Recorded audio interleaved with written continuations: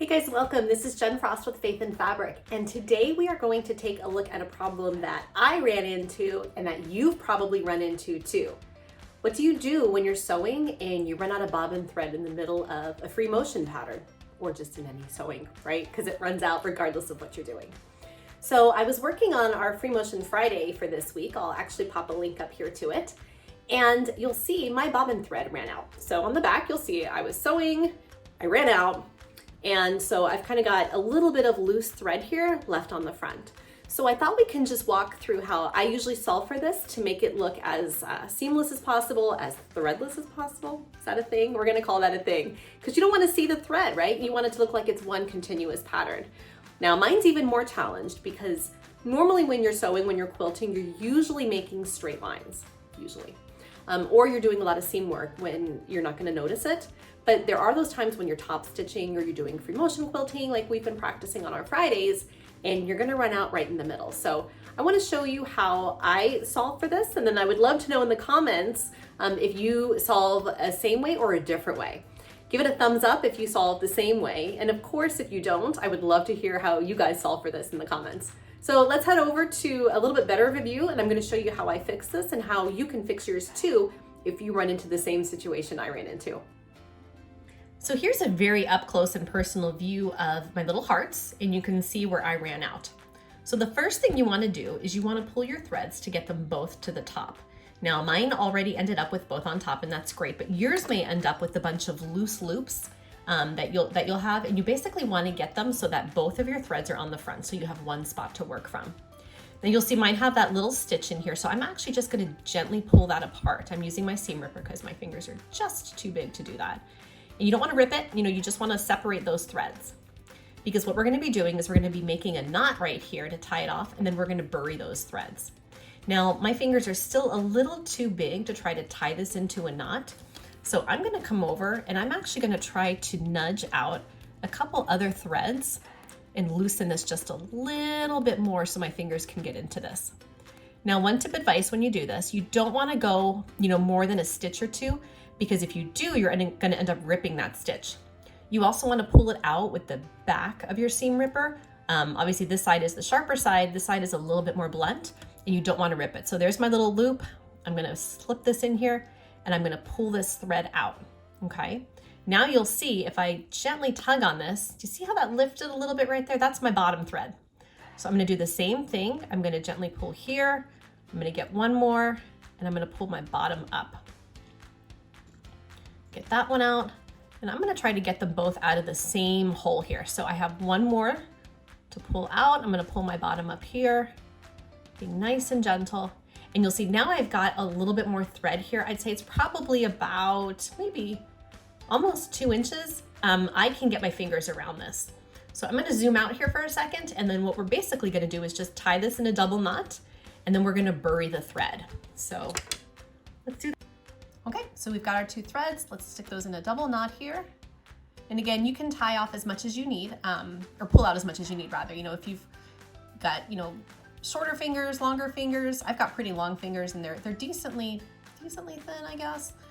So like I said, about 1.5 inches, 2 inches was good for me. So I've got my first knot in here, trying to get that second one. That thread's being a little tricky. Let's try that again. We'll make our double knot. This is kind of like teaching your kids how to tie their shoes, right? It looks so easy until you're the one doing it. Grab that thread. I'm going to stick my double knot in there. So there's my knot, and I'm just going to kind of press it down, and you kind of gently tug on it until you can get it as tight as you can. Your next step then is we're going to grab a needle, and we're going to thread a needle, and we're going to bury that stitch. Okay, so the next thing we're going to do is bury those threads. So I'm going to stick my needle in as close as I can to that hole. And I'm going to just stick it in between the fabrics. I'm double check the other side. Yep, I'm between the fabrics. You want to make sure you're not coming out the back. And then you're going to take your threads and you're going to stick them through your needle. Now I like to do this first because it's easier for me to work with small distance of thread this way. If my needle was all the way extended, this is a huge needle that I've got here. I would never be able to get these threads through and still get the needle in. So by doing it this way, it's a little bit easier. So I'm going to stick my thread through here and then just pull them all the way through. So I love to use these little needle threaders. I think as I've gotten older, it's just not quite as easy to see things as it was before, right? And so they're a little bit easier because you got a larger hole to push it through, so you could take your threads, just fit your threads through that needle or through that hole that's created, that little wire hole. And then when you pull them through, it'll actually take it right through the needle for you. So these are amazing. I've got them kind of all over my quilting studio. You guys, I'll put a link to these down in the comments if you need one. They actually come, I think, in like a set of 5 or 6. So you can throw them in your travel bag, your quilting bag, the one you take to guilds. They're just great. So now that I've got that through, I'm just gonna pull my needle through. Oops. This is why you don't want to use a long needle. I'm gonna pull that through.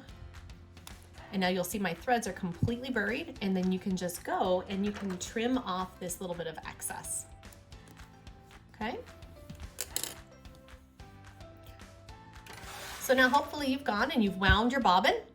Go ahead and wind your bobbin. I'm gonna wind mine and we'll meet back.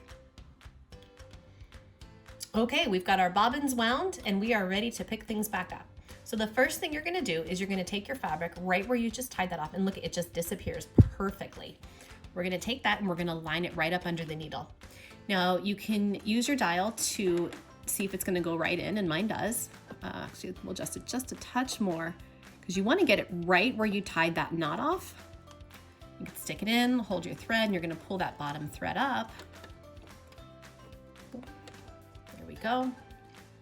Get your bottom thread out, and then you're just gonna continue your sewing just like you did before, and you are not even gonna notice that you had a lost bobbin thread there, okay? So we'll go ahead and finish this up, and then we'll take a look at the end to see if we can see where our bobbin thread broke. Okay, let's see how our little bit of thread work did there. So right here, I'm gonna bring this nice and close for you guys. Right here, this is the heart where we buried the thread, and then we pulled the bottom back up, and then we continued sewing. And you'll see from the front, it's almost discernible. You can't even really see. I'm gonna hold it super close. You can see there's barely a little spot right there where it's a little bit more red.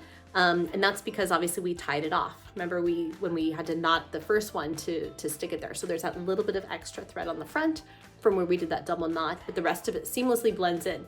And this is interesting too, because this is red thread buried in white, but because we were able to bury that thread in the batting itself, it really hides it because you've got the white of the batting now showing through with the white of the fabric, and so you don't even really see that thread. Okay, on the back, you'll see same thing. The pattern itself is pretty smooth. There's a small little spot there.